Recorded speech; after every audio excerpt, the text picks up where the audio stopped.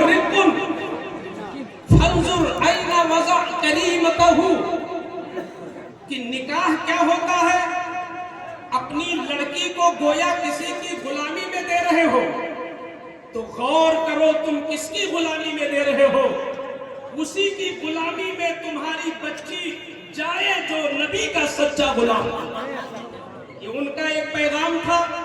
حضرت علامہ مفتی تبریز صاحب قبلہ نے قوم کے امراض پر بہت اچھا علاج کیا اور انہیں ذہن دیا کہ تمہارے قسم قسم کے امراض کا علاج کیا ہے۔ جبکہ خطیب باوقار حضرت علامہ و مولانا مفتی کمال اختر صاحب نے علم دین کی فضیلت، علماء کی ضرورت اور علماء کی شان و عظمت کیا ہے یہ پیغام دیا۔ میں کون سا پیغام دے دوں؟ سمجھ میں کچھ نہیں آتا کہ چھیڑوں داستہ کیسے۔ ہنساؤں تو بغاوت ہے، رلاؤں تو بغاوت ہے۔ میری تقریر طبع یار کو بے چین کرتی ہے، سبب کیا ہے وہی کہتا ہوں جو دل پر گزرتی ہے۔ اہل منبر مجھے دیکھ رہے ہیں اور بہت سارے لوگ مجھے پہچان بھی رہے ہیں۔ کتنے لوگ ہیں جو میرے مزاج سے بھی واقف ہیں کہ مجھے بہت زیادہ مداحی نہیں آتی ہے اور نہ میں ضرورت سے زیادہ خطبہ پڑھنا جانتا ہوں۔ اللہ مجھے نصیب کرے تو میں صرف نبی کا خطبہ پڑھوں۔ خطبہ پڑھنا اسے آتا ہے جو لائق خطبہ ہو۔ حضرات گرامی، آج میں کیا پیغام لے کے آپ کے سامنے حاضر ہوں؟ میں یہ کہنا چاہتا ہوں کہ آج جس دور سے ہم گزر رہے ہیں یہ دور بہت نازک دور ہے۔ آج ایک طرف ترقیوں کی معراج ہو رہی ہے تو دوسری طرف فتنوں کا سیلاب ہے۔ اگر علماء اہل سنت نے باریک نظروں سے حالات کا جائزہ نہیں لیا تو آنے والا وقت ہاتھ ملنے والا وقت ہوگا۔ روئے نہیں بنے گا، آنسو پوچھتے نہیں بنے گا۔ آپ جان لو یہ قوم بھوکی ہے۔ یہ ہمارے سامنے جو نوجوان نسل بیٹھی ہے نا، یہ بھوکی نسل ہے، یہ پیاسی نسل ہے۔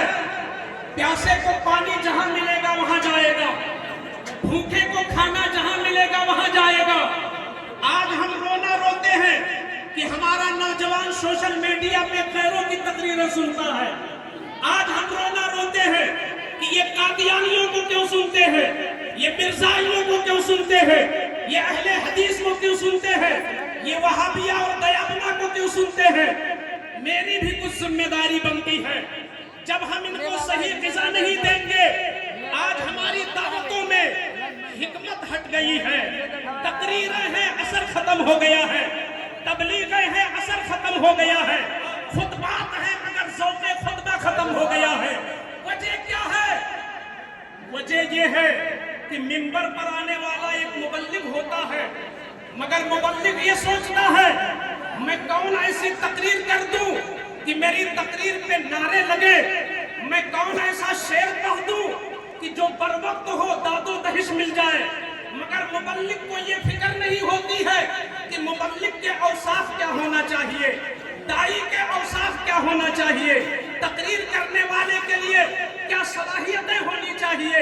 اس کی طرف ہمارے بہت سارے لوگ ہیں جو توجہ نہیں دیتے۔ سب سے پہلے ضروری یہ ہوتا ہے کہ تقریر کرنے والا خود مزاج کا بہت اچھا ہو، علم میں مقام گہرا ہو، اخلاق اس کا شیریں ہو، زبان اس کی میٹھی ہو۔ جب تک تمہارے اندر یہ اوصاف نہیں ہوں گے یہ قوم تمہارے قریب نہیں آ سکتی۔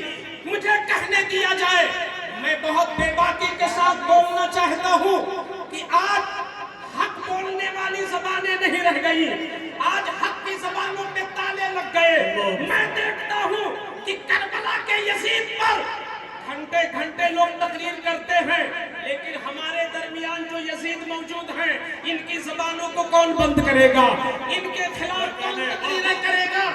میں مبارکباد دیتا ہوں علامہ صدیق حسن صاحب کو۔ آج کے کئی سال پہلے میں نے ان کو درگاہ شریف کے اندر وہ بیان میں نے ان کا سنا تھا۔ خدا کی قسم میں نے ارادہ بنایا تھا کہ میں جا کر کے انہیں انعام پیش کروں گا، میں خوش ہوا تھا۔ ہاں علماء کی شان یہی ہونی چاہیے۔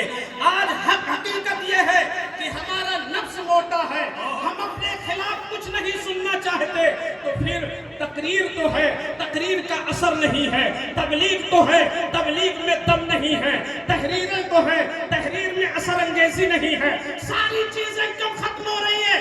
اس لیے کہ نفس موٹا ہو گیا۔ ارے منبر پہ بیٹھنے والوں، کرسیوں پہ سج کے بیٹھنے والوں، مجھ جیسا سفید امامہ باندھنے والوں، کبھی سوچا کہ تم کس کے غلام ہو اور کس کی تم سجادگی میں بیٹھے ہو؟ یہ کس کی کرسی ہے؟ یہ کس کا اقتدار ہے؟